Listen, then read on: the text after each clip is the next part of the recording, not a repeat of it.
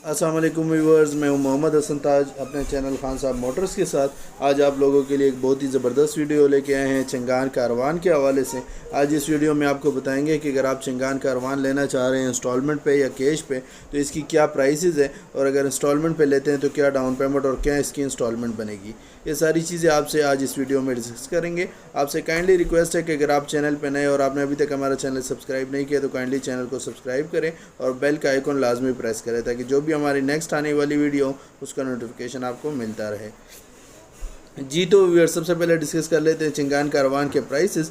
चिंगान company ने basically दो variant launch किए, एक चिंगान कारवान स्टैंडर्ड है और एक चिंगान कारवान प्लस है।